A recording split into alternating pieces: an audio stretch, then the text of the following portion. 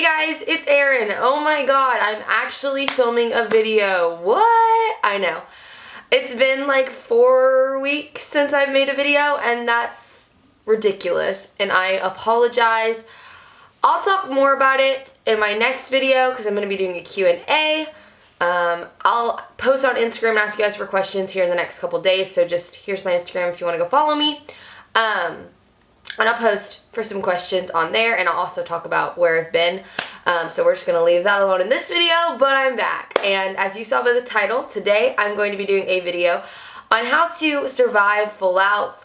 And I'm going to talk about like two main parts. I'm going to talk about like what you can do inside your routine and also what you can do outside of your routine, like outside of the gym, just like before practice and stuff like that.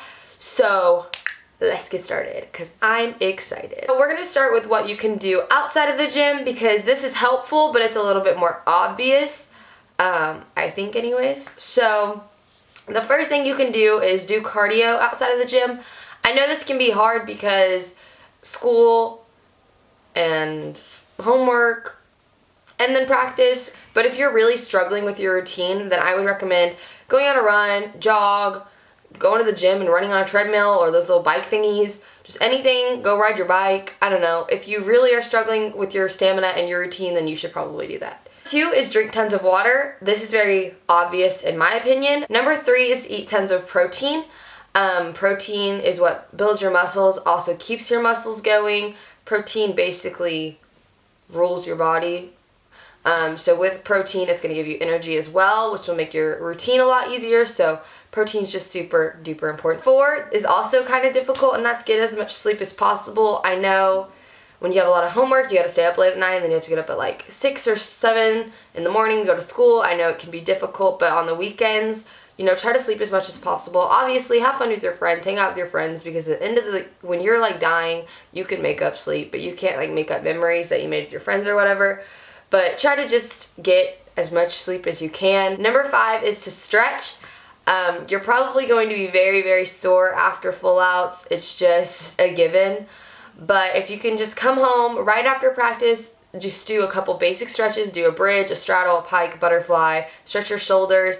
It'll just make you feel a lot better the next day. If you're sore the next day, stretch again. The last thing is to work on your skills that you have in the routine. So go to tumbling, open gyms, privates, whatever you got to do, get those skills consistent. So when you're in the routine, you're tired, it's like nothing. It's just like breathing. Like it's just an obvious muscle memory thing.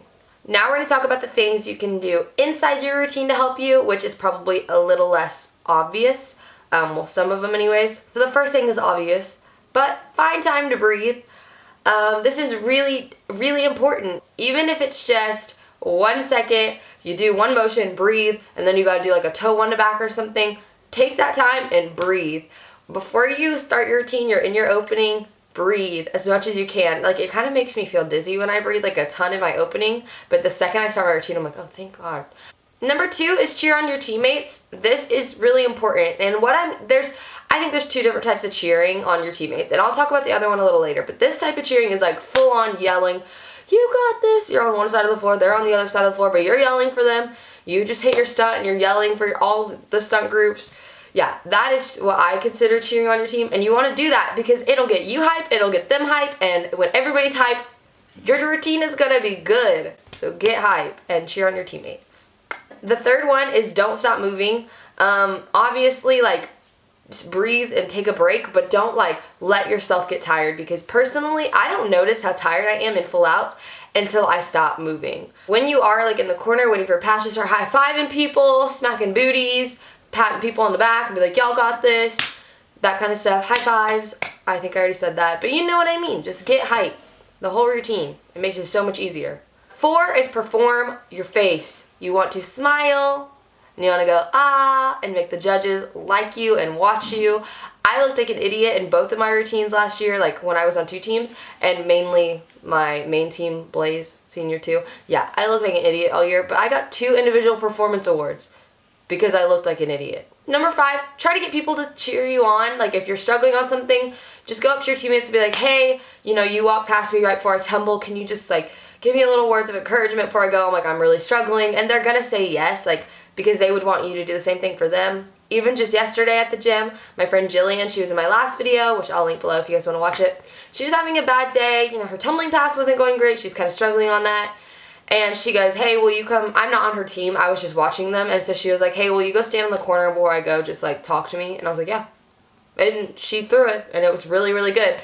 So it's just little things like that you can do. Just if someone's right next to you, be like, hey, high five me when I'm walking by you. Like, let's do it. They're not going to care. They're not going to be like, ew, no one wants to cheer you on.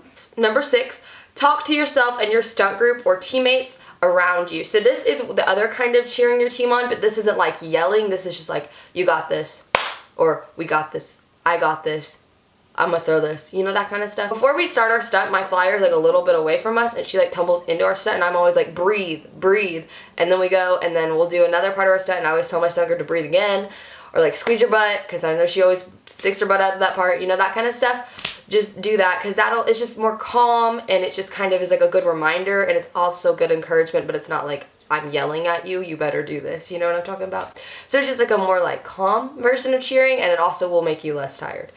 But you want to do both. So that's the video. I hope you guys enjoyed and find it helpful, and I hope it helps you guys with your full outs.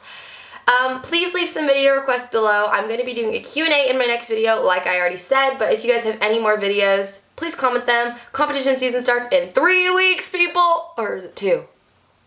Ooh. 3 or 2 weeks for me. And I am hyped! Oh, yes! So my vlogs will be starting back up soon. Woo! Yeah, get hyped because I am. So yeah, I'll see you guys in my next video, and I love you. Bye!